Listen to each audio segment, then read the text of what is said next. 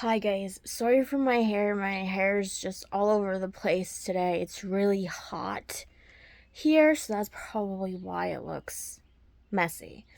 So I have a book review video for you guys today. I have 6 books, and it's a good mesh, better than the last set that I read.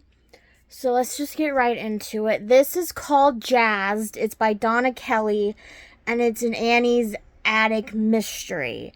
And these books are, even though they're the same in the same set books, they're all written by different people.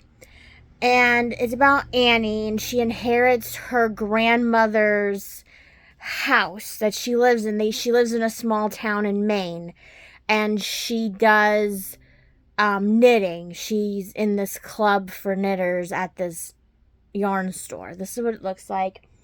And basically, when they're trying to do a fundraiser or she has to go in her attic for something, she always finds some kind of interesting piece. Like the last one that I read a couple book review videos ago, it was some kind of piece that connects to like bagpipes. And this one was it wasn't kind of like that, but it had the same gist. She went up into the attic, I forget what it was for, and behind one of the portraits of her family members, she finds these photo negatives from film. And when she takes a good look at them, it's around the time of the jazz era. And I forget where, like, what did it say? In New York City. And she's trying to figure out who these people are in the picture with, I think, her grandmother. I think her grandmother was in the pictures too, or her grandfather or something. And in between some of the chapters, there's from her great-grandfather or grandfather, whoever it was, little snippets of, like, back in that time period where I think he was, like, a doctor or he was saving people in the war. The war was going on, and he was helping the wounded, and he meets this soldier. They become friends, and they just pick up. Like, after he gets out of the hospital, they pick up in New York somewhere, and that's basically like that kind of storyline that goes along with that, with the current storyline. And they're cute books. I mean, the chapters aren't that long. The words are big on the pages. I feel like it's kind of like a young adult kind of book, or like maybe like a teenager kind of book. Like, they're not like crime mysteries. Like, there's no deaths in the book. It's always just an object, and she has to figure out why her grandmother held on to it or where it came from, that sort of thing. So this is the second book in the series. I read Butcher and the Blackbird from the last book review video I did. This is the second book in the series of the Ruinous Love trilogy. It's Leather and Lark. It's by Brynne. I think that's how you say her first name, Weaver. This is what it looks like. Now, I have the third and last book, but I'm not going to read this. I'm working on the next book review video, if that made any sense. And that's probably going to be the last book I read to wrap up that set. Sorry, you guys. I'm just really, really tired. And this book is about Rowan's other brother. He has 2 other brothers, and I forget what her real name is, and Lark. I guess it's just Lark. Okay, Lark. And Lark isn't like her friend from the first book. I forget what her name was from the first one. The girl from the first book, I forget what her name is, or what it was. I know Rowan was the guy's name. Oh, no, it was Sloane. Sloane was the girl's name from the first book, and Rowan was the first guy. And these books are all about Rowan's brothers. And this one, I don't know if he's the oldest or the middle brother. But anyway, he runs this tannery sort of place. He tries to help people revamp their leather work, or he makes leather work for these people in this. I think it's kind of reminds me of like a motorcycle store, but without the motorcycles kind of thing vibe. And then Lark, she's a crafter, but something happened to her when her and Sloane were in school together, where she got badly abused by a teacher, and now she tries to find other people that are harming women, and she kills them. Basically, she calls when what's his name in this book? Lechlin. Yeah, Lechlin. I think that's how you say his name. He finds out about this, and he's like, "What, you do this?" And she's like, "Well, I'm just like a deleter." So he calls her a deleter or something like some kind of word like that. And this book does have trigger warnings in the book. She has a list in the beginning before you start reading the book about what kind of triggers are in this book. This one wasn't it was kind of fast paced, but there wasn't a lot of smut in this book until maybe like the last 10 chapters, I want to say, in the book. It didn't even happen halfway through the book like in the first book. Basically, Lark's family has a contract with Lechlin's real boss or whatever. Like, he's like a hitman kind of thing, I guess. I don't remember. And they have a contract with them, but all these people in Lark's parents' company are dying for some reason, and she's trying to figure out why, and she thinks it's all because of Lechlin, and so she decides to protect him. She can be protected, he can protect her family. They have to get married. So they literally get married within, I think, like the first 5 chapters in the book. And nobody really knows they got married except for her great aunt. And it basically picks up, the whole premise of the book is trying to figure out what's happening to these people at Lark's parents' company. And the guy who's doing it is like this really psychotic guy who thinks they need to be punished because he's like this man who like recites biblical quotes. He's trying to get back at Lechlin's family because Sloane and Rowan killed, I think, his brother in the first book. And I forget which guy that was in the first book. And so he says if he can eventually get to Lark, he can have his revenge on Lechlin. And it's a really good book. I really liked it.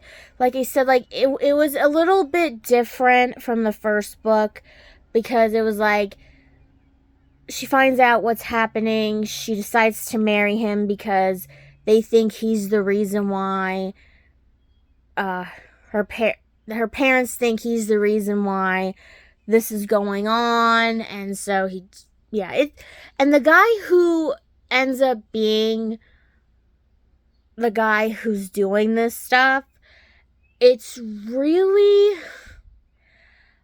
you don't suspect who it is. Let's just say that. This guy who it is. And the other thing is when Lark is trying to find these men, she does horrible things to them. She ends up making them into her crafting projects. And she hides them behind this hole in the wall. And Lechlin finds it. And he's like, this has to stop. This is like, this is weird, that kind of stuff, but I really liked it. I think I liked this one better than the first one. At least that's my opinion. The first one was really good. The first one, I feel like, though, was more fast paced. And this one was like a normal pace, at least for me, which I liked. And like I said, there's one more. It's Sparrow and something. I forget what it's called. But anyway, we'll see if the last one's good. The last one is going to be about Lachlan and Rowan's last brother, who's a doctor, I think, and his girlfriend or friend, that's a girl, I guess you could call her. She's been in all of the books, where I think, like, she really likes him, but doesn't want to say it, and then he doesn't have any clue that she likes him, that kind of thing. So this one is Great Illustrated Classics. I pick these up every once in a while. I do read classical books from time to time, not a lot anymore because I really don't have that many to do. No, I think the last book review video I did, The Phantom of the Opera. But this is called The Portrait of Dorian Gray. It's by Oscar Wilde. The illustrations were done by Pablo Marcos, and this is a abridged version. It was adapted by Fern Siegel, so it's not like word for word, what the Oscar Wilde version book is. And this is what it looks like. This literally took me, I think, 2 days to or like a day and a half to read. I think there was only like 20 chapters, but on the first page it would be the words, and then on the next page it was a picture, because these are meant for like kids basically. And it's about this man named Dorian Gray who gets his picture done, and he's so enthralled with this picture that he wishes that he would never age and his soul would be inside of this picture instead of him. And he gets his wish, and he starts to turn kind of evil. He meets this man at this party where the picture was showed. And this man takes him under his wing, and he starts to turn evil Dorian Gray. He gets this book that this man told him to read about all these horrible things, and he just starts doing horrible things. Like, he wanted to be with this woman, and then he says how great she is at acting. She's an actor. And then Dorian Gray takes the man and the artist guy who did his painting to see this woman, and she's not really that great at acting. And he basically tells her, I don't want to marry you now, because they were going to get married, and blah, blah, blah. And then he went back to go see her the next day, and she was dead. She took like pills or something like that. And then he basically doesn't have love anymore. His friends don't want to be with him anymore. He kills certain people in this book, and eventually he keeps looking at his picture, and it's getting uglier and uglier and older. And he finally realizes that his wish came true, and that's his future. He's gonna turn into this ugly old man, this bitter old man that doesn't have anything. And towards the end of the book, he decides, I'm putting an end to it. I'm going to destroy this picture. And basically, he gets a knife. He stabs the picture. His house staff finds him the next day, dead next to the picture. He turned back into this old man that the picture was turning into. And the picture turned back into his young self.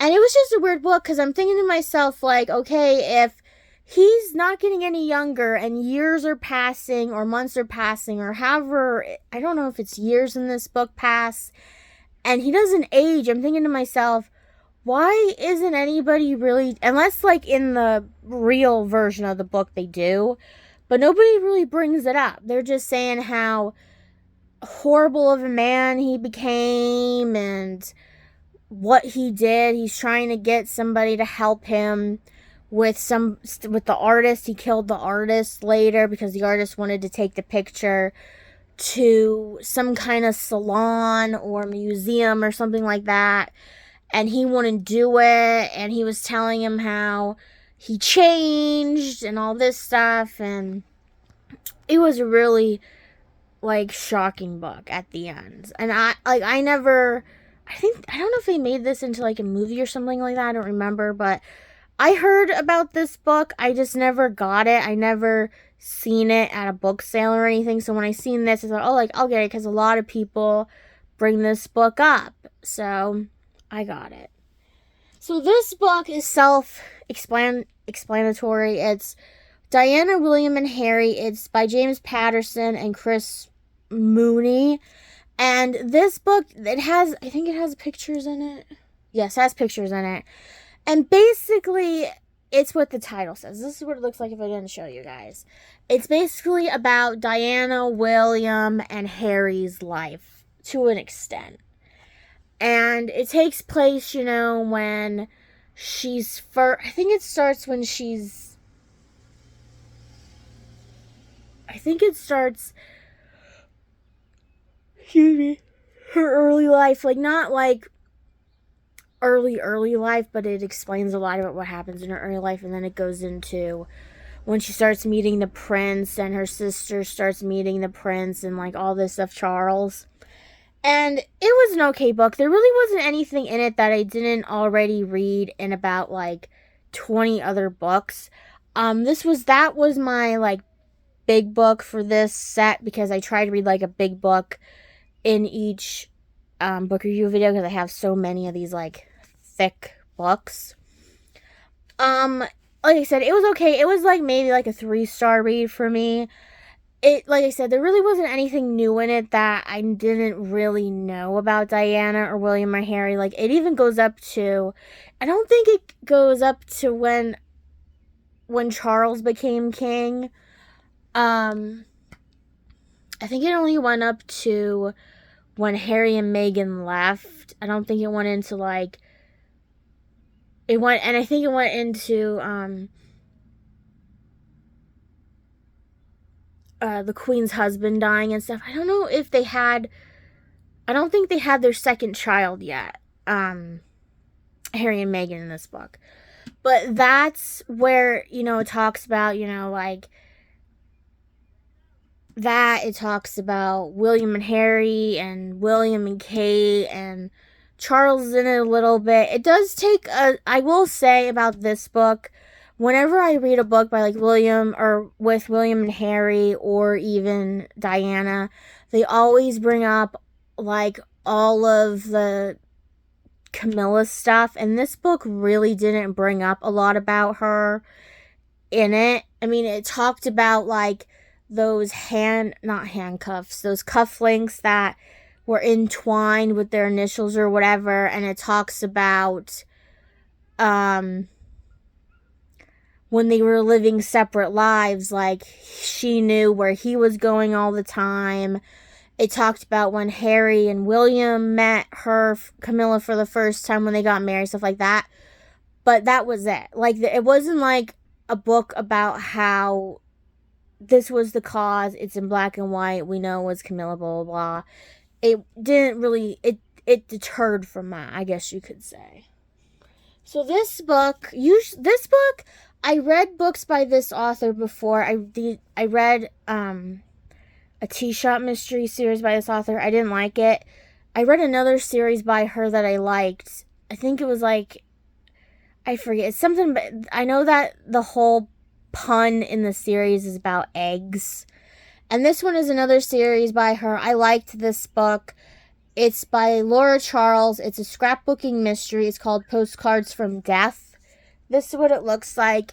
Basically, this book is about a woman who, she lives in New Orleans. She owns this scrapbooking company or shop, I guess. And her friend owns this kind of like, I don't know what you would call it, but it's like she deals in like tarot cards and voodoo stuff, like that kind of stuff, like fortune telling kind of stuff, that sort of thing. And they live in New Orleans, and they went to Mardi Gras. They're going to the Mardi Gras stuff, and this woman who was a news reporter, she ends up dying there, and the woman who is helping solve the mysteries, her and the woman that died didn't really like each other, because the news reporter girl was like cocky to her, thought she was better than the main character woman. So she decides to figure out who did this and why. And it was kind of a shock who did it. I will say that. And basically, she's getting these postcards randomly with from their postcards, like cemeteries and stuff, and on the back it says, oh, you need to find out who did it, or who killed me, and it's signed by the girl that died, even though it really wasn't from the girl that died. And I really liked it. There is stuff in the back there's like some recipes in the book. There's some scrapbooking tips in the book too. I like this book. I don't know, I think I have I might have one or two more in this series to try out. I really liked it, like I said. I think this book was a book where I didn't really think of who did it and why, and then when I seen who did it at the end, I'm like, okay, that makes sense. Last but not least is We'll Always Have Parrots. It's by Donna Andrews, and it's a Meg Laszlo mystery. I like reading Meg Laszlo because these books are always so weird and kooky. This is what it looks like. This is an earlier book. It's about Meg and her boyfriend. Her boyfriend is on this sci-fi type of show, and they're having a convention for it. And she goes, and for some reason at this convention, there's lots of these parrots, and they were all in cages, and somebody let them out.